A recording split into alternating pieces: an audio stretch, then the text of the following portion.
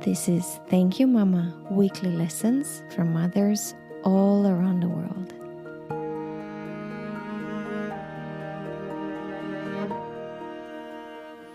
Hi and welcome to Thank You Mama. My name is Anna Tyder. My guest today is Paola Restrepo-Moya. Hi, Paola. Hello, how are you, Anna? Thank you for inviting me to this wonderful cast. Thank you. I'm so excited. Paola, we have to warn my listeners that you are currently in Uzbekistan.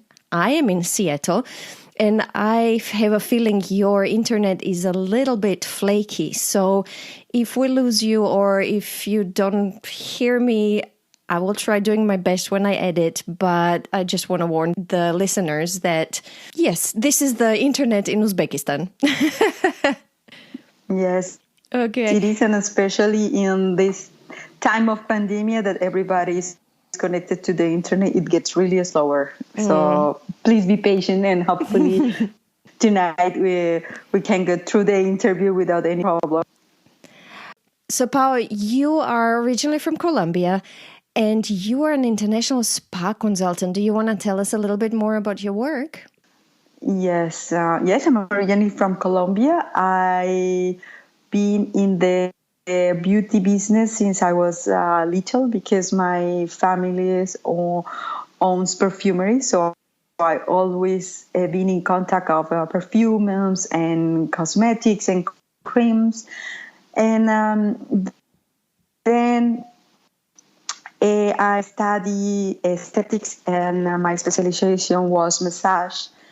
And through my work, I start being very passionate about the spa, but not the spa as just treating just like your face, but, to treating you, the whole, like a person, and then what comes from inside goes outside.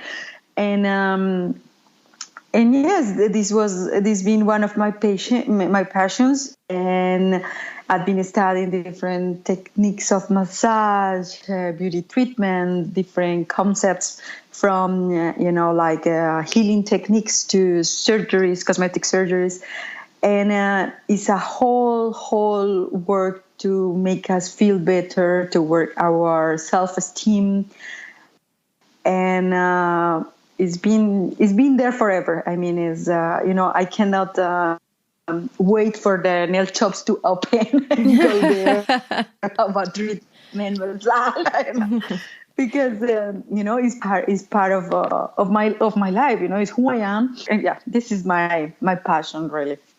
Yes, so the international comes from you being an expat wife. And we talked about this, that you and your husband already lived in how many? 5 countries by now? We already have lived 5 countries together, and then apart, he had lived over other countries and me as well. But since we were together, we had been in Honduras, in Costa Rica, in the United States, Philippines, and this one is my new destination that I had been here in Uzbekistan for 4 months already. So this is totally new, and it's been quite challenged because of the language. I'm trying my best to learn the Russian, which is not an easy language to learn. And the international came because, of course, for being an expat wife, but it also because everywhere I go, even when I am on vacation, we love traveling. So this is where all our budget goes, to traveling all different places, even the small island we want to go and see it.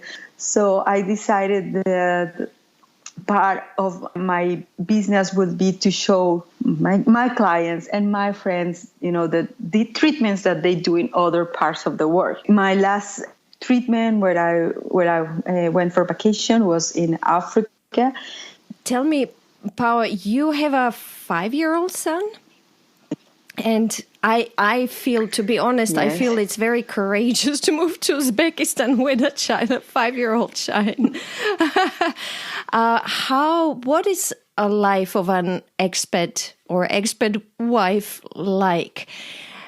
You told me about how it's easy to just be closed into these expat communities and never really learn about the country you live in. How do you deal with that? Well, it depends on the country where you go, and it depends a lot as well on your personality. For example, the first country that I was very easy because my husband was living there, so he knew the people and they became my friends. But for example, when we moved to Costa Rica, there were just the two of us. You think because they speak Spanish, they are going to welcome you and invite you for, a cup of coffee or tea. And they are very, very, very familiar to them, not with you. So to break that wall, it takes a lot of time, a lot of challenge. And sometimes it's hard because you are in a new country. You don't want to feel lonely because your husband, of course, goes to work and you cannot go to work. So, but you still needs to have like a routine. So it's not an easy task to do. It depends, as I told you, as the country. In Honduras, for example, that is being one of the most difficult places that I have lived because of the violence condition. The people there have such a great heart, and I make really good friends, and they are really, really open to the expat community because they value that you go there. And in this case, for example, my husband works with development banks, so he helps to fight poverty, and they really value that. But to go outside and to see actually the reality of what's going on, because it's easy to see the news and to hear, I hear, for example, about the Maras, then to live in a country where they have this problematic, right?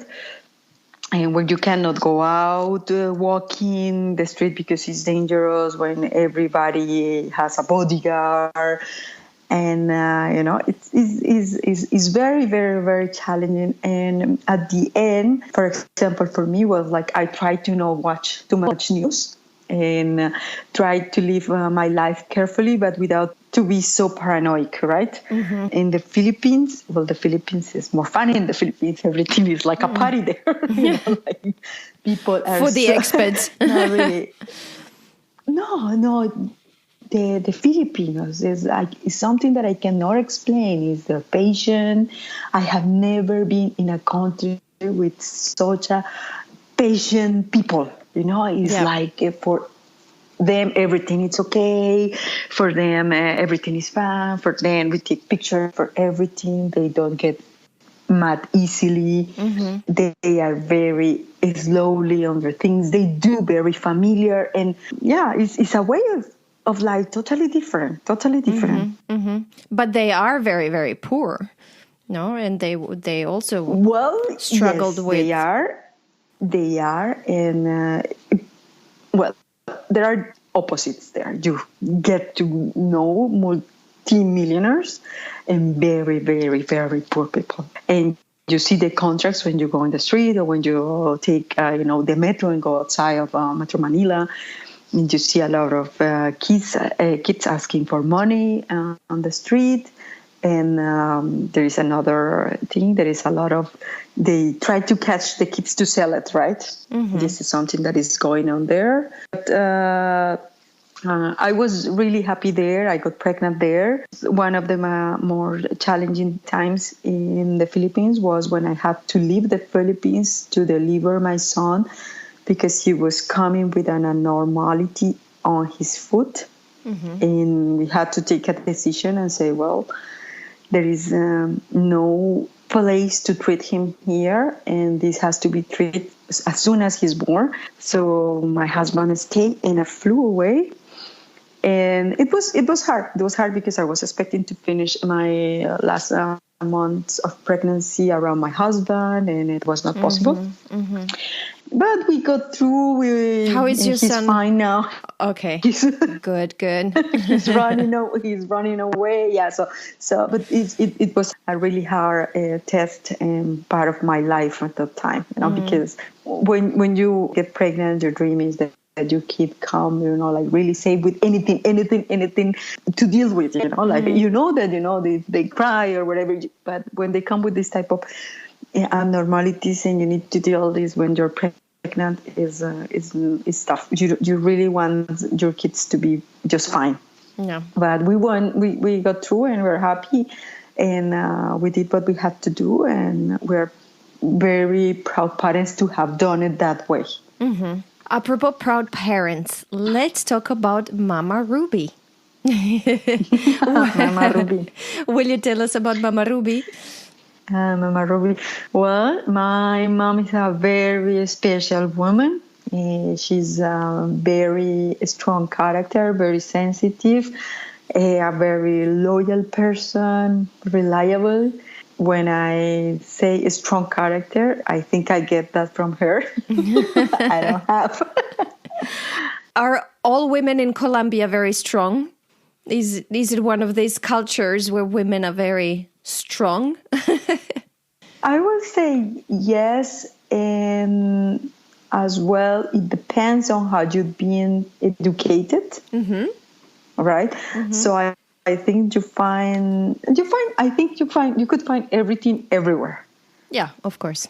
But I mean, with the strong is about the strong personality, that they are not afraid to talk and to say the things face to face, be transparent in what they think. And there is something that, when you are an expat, you need sometimes to just step back and think 3 times and 4 times before saying things to not to offend the people around you, because then you don't want to feel alone, right? You start telling the truth to everybody. It sounds very familiar to me, yes. So yeah. So not everybody is capable to accept the truth. Yeah.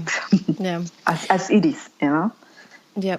So Mama Ruby comes from a family that owns perfumeries, and she worked in the perfumeries her whole life. She had 3 kids, and unfortunately she suffered from depression. Do you want to tell me a little more about that? Well, my mom worked not just in perfumeries, she worked in a bank as well. Mm-hmm.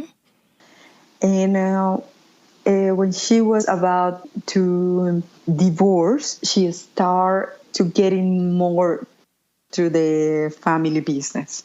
So she was very young when she got married.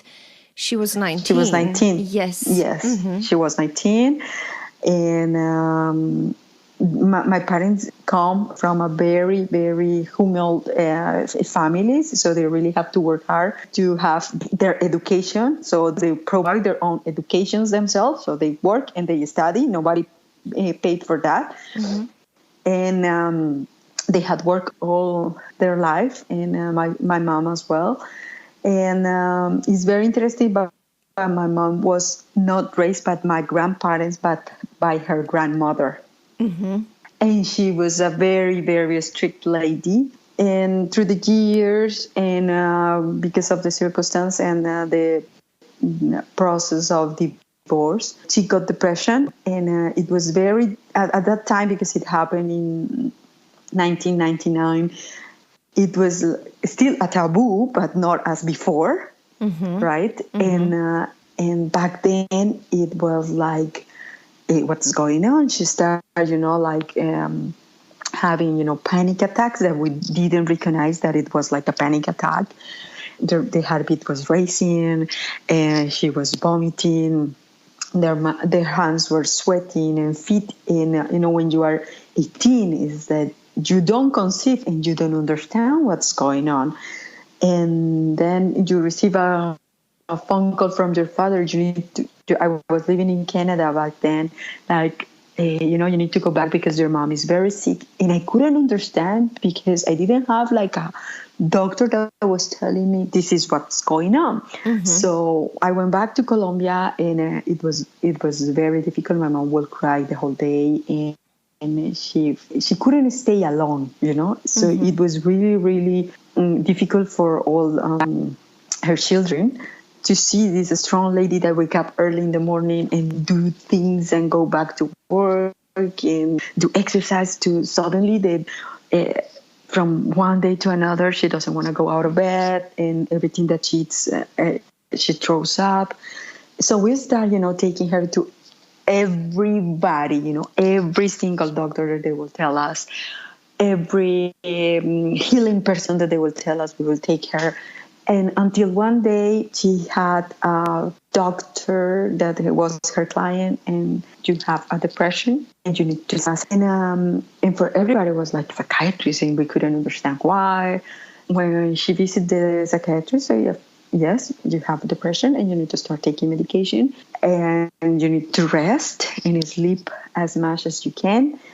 So 2 weeks after that she visited the psychiatrist, everything started to feel more normal. Like she could go to bed, she could stay a little bit alone. But to get through the process... Did she start medication? She started medication, yeah. But a roller coaster, because you don't understand what's going on your brain. You think that you can control your emotion, but I'm sorry, something that is not going on well on your brain. So you really need to take your medication, because she will see herself good and she will stop taking the medication. Until one point, the doctor told her, but why are you fighting with the medication? You need to accept, like, other person that have diabetes or other person that suffer from high blood pressure that need to take medication. You need to embrace the medication and take it, because this is the only way that you will be able to control emotions. And you also need to understand that you are taking the lowest dose possible that we have. Well, it's been already 20 years, so she managed it. And she continued with medication, and at least once a month she tried to go to the psychiatrist. And I think from my point of view, everybody should have a psychiatrist to live better. But I'd like to jump into lessons you learned from her. Please. So you told me that the first one was to think with your head and not with your heart. And that was the first one. And she told me, Paola, I've been married many years and I've been going through a divorce. And I think my best advice is that if you find a person that you can grow up with, emotionally, financially, and mentally, this is the person that you should choose as your partner for life. Because I'm sad to tell you this, but this, and maybe a lot of people would be against me because they still believe that, love at first sight and I accept you as you are. And one point in my life, I was in a relationship where we were not in the same page. And I felt so disappointed. And at that time was when I understood I really need to be in the same page with the same, I'm not mean 100% the same goals, but, at least to have in common and to be able to be honest and think with our heads how we're going to support financially and if we really decide to have or not to have kids. So after I left this relationship, I, literally went through me and I said, I need to find someone and I need to that person to what I really want, whether if they like it or not, because this is the only way that I can know what I can have, where I can stand. So I say now, poor my husband. I was very, very, very straightforward when we decide to start our relationship. We know each other from before. We were friends. Even though he was living overseas, we would see each other. And we put the things clear, and it had worked all the years that we had been living together. Always, even if it's the smallest thing, we really talk about it and say this is not working, or should be this way, and it's like a constant evaluation. And because this is really the business of your life, has to have the most amazing basis that you could provide. So it means to work hard for it. It's not So yeah, that was the first lesson. Do you have more? Yes. The second was, if they don't love you, they don't. Oh wow. or as they put it in Sex and the City, he's just not that into you. It's done. It's done. They don't. And people can stop loving each other. And you change, and we're changing all the time. And it's hard because you have so much expectations with relationships. As couples, there's friends, and people are changing all the time. And sometimes it's like, I don't know if I'm able to take all these changes that are coming in with you, with age, and and with work, and with the traveling. So and you need to be aware of it as well. So, but she really told me, when they stop, they stop, or when you stop, you will stop. And there is not a turning page from that. That's a very original lesson. We haven't had that yet. And a very big one. But she learned how to accept that within her marriage and her divorce, because you told me once she dealt with her depression, she and your father continued managing the perfumeries together. They continued working together, and they are now like best friends. They really go along well together today. Well, it took the being divorced for quite a while, and the first years were really hard. But then at the end, realized that we once were a family, but we still their kids, and they have business together. And the only way to get through this was trying to be friends and to value the moment that they share. And this is not an easy task. It takes a lot of courage from both sides, because there are a lot of feelings, there were a lot of painful moments involved. But or you stay there, or you go afloat and try to deal with those moments, and try to learn that when they don't love you, they don't love you. So you value the moments that you had, and then you can just go through the rest. And I remember when I got married, we got married in a wonderful island in Roatan, and my parents traveled together. And you could see my father bringing my mother the breakfast, like if they have never been divorced, And this is something that I really, really, really, and they put their kids for everything, first their kids, how they are, and they deal with them, with those emotions that they had and the problems that they have, but they put first their kids. So this is what I really, value from them and from my mom, especially that she was able to get through that. I know it's very difficult to forgive. It's very difficult to forgive, and I think it's. I think I could say it's another lesson, but it takes time. We have two. Do we have more? You told me about not being dependent on someone financially, and then you told me about be patient, and she's not. That I found quite funny. And especially when you're an expat, is you become very dependent because you have to give up your job. So financially is a difficult task to continue being independent, but it's something that you really have to do it in some way around.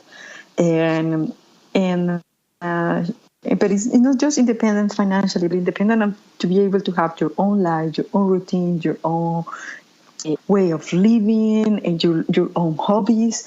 Because then, especially when we are an expat woman, we become extremely dependent on our husband. Because you move overseas, and then you don't know the place, so you wait for your husband to come and show you the place, or sometimes you cannot. Even if you want to be dependent, then you come to a country where you cannot open an account, a bank account, because you need to have a sponsorship like your husband that you can open an account.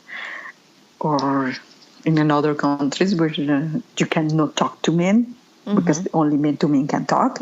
Is so but she was very into the woman being independent, and that's why they give us education, and they always push us to work.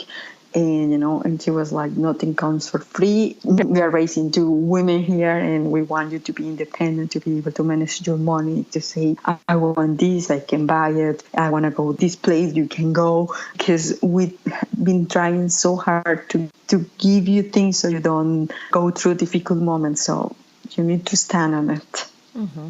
We were talking about things she was not able to teach you that you wish she did. I told you there was one episode that I was not very happy about it. I'm tired to say it right now, but with all the education that she gave me, but the first time that she found my anti-conceptive pills, and she made such a huge scenario because of it. And at that time, I was like, I couldn't understand why. And because she was not talking with someone that was just 18, I had my age at that time.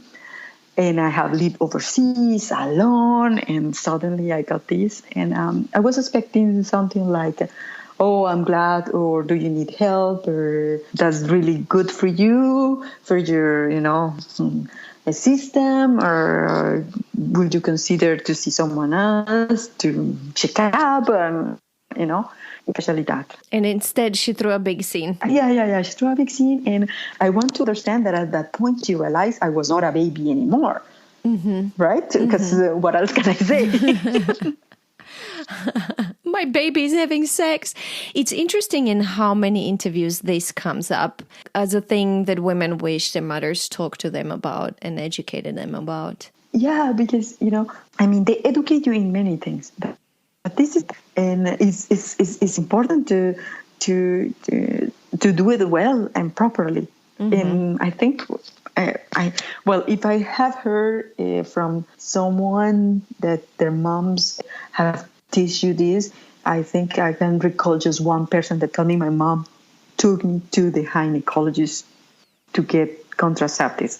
And when I was 18, I recall just one person. The rest, they did it on their own. Maybe because, I think that, for example, in my case, because of the country where I was born, maybe they realized that if maybe they guide you through it, you will do it faster, probably. And they don't want to incentivize it, probably. I really don't know. Pao, so I will try to recap what we learned from Mama Ruby. So we learned first to think with your head and not with your heart when choosing a partner, but also throughout the partnership. We learned a big lesson on if they don't love you anymore, they just don't, which is hard to accept, but sometimes you have to. To not depend on a man, not only financially, but also just not to make him the center of your universe, to have your hobbies and your interests and be your own ecosystem of happiness, I would say. And then we learned that we should talk to our daughters about sex. Is that it? That's true. Great. And that you can deal, and I will say that you can deal with depression, and that the medication is good if you need it, and that you don't have to be afraid of saying, look, I feel depressed, and I'm taking medication, and I'm doing everything for me to be okay. So if I'm okay, my family is okay. I think this is one of, as well, of the biggest lessons from that you need to accept that you have something on your system that is not right, and that you are willing to do what it takes to feel better, so those around you feel better as well. Thank you so much. This one was very, very important. Pao, thank you for being my guest. No, thank you so much for this. And I hope we meet one day. Yes, me too. If you enjoy Thank You Mama and want to help it grow, please take the 2 seconds to leave a 5-star review on Apple Podcasts. It really helps. If you'd like to get in touch, you can send me a mail at info@thankyoumama.net. You can also find me on Instagram, Facebook, and Twitter under Anna Teider, that's Tajder. This was Thank You Mama. Come back next week, subscribe, and tell your friends.